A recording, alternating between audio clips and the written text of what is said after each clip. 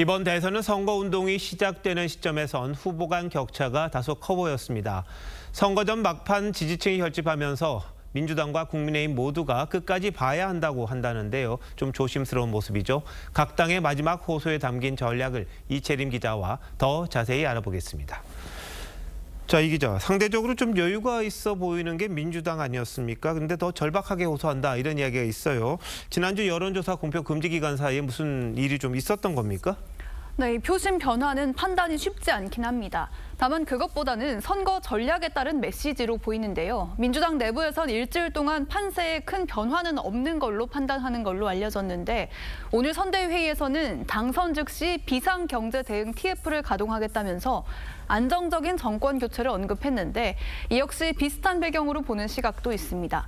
다만 보수 결집을 경계하는 목소리 역시 여전히 있는데요. 지지층을 향해서 여론조사만 보고 방심했다간 큰일 날 수 있다거나 새나고 새 표가 나라를 구한다, 이런 호소를 꾸준히 이어가고 있습니다. 네, 이재명 후보가 한 표도 아니고 두 표도 아니고 왜 세 표를 이렇게 강조하고 있습니까? 네, 너, 나, 우리 이렇게 세 표가 부족하다, 네네. 이런 뜻인데요.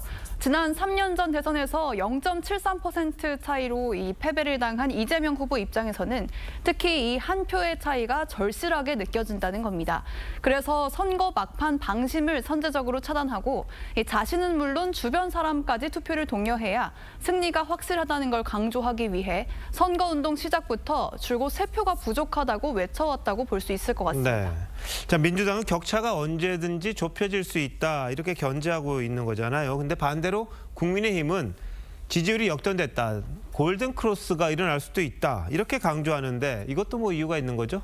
네, 오늘 국민의힘이 들고 나온 게 있습니다. 이 대구 경북 지역에서 투표율 80%, 득표율 80%, 이른바 8080 전략을 들고 나왔는데요. 이번 대선 전체 유권자가 4,439만여 명입니다. 지난 대선 투표율이 77.1%였는데 이 8080대로 약 80%까지 오른다고 가정을 한다면 이 과반 매직 넘버를 위해서는 1,700만 표 이상을 확보해야 합니다. 만약 이 TK 80, 80이란 수치가 실제로 이뤄질 경우 320만 표를 확보할 수 있는데 이 골든 크로스, 역전을 위해서는 필수라고 볼 수가 있습니다. 특히 추격하는 입장에선 격차가 좁혀질 수 있다거나 박빙 양상이라고 해야 지지층이 끝까지 포기하지 않고 결집을 해서 투표장에 나가는 만큼 이 TK 투표율을 발판으로 해서 막판 역전극이 가능할 수 있다고 호소를 하는 겁니다. 네, 뭐 실제 골든크로스 구간에 진입했다, 이런 이야기를 하잖아요. 근데 무슨 근거는 있는 겁니까? 네, 지금도 각 후보 측에서 모두 내부 참고용으로 여론조사를 실시했다고는 하지만 이게 외부에 공유하는 건 선거법 위반이기 때문에 직접 확인할 방법은 없습니다.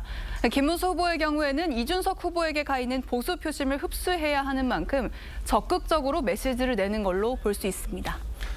네, 뭐 선거가 국민 유권자들의 가장 큰 의무 아닌가 싶습니다. 내일 어떤 선택을 할지는 또 지켜보도록 하죠. 네. 이 기자, 잘 들었습니다.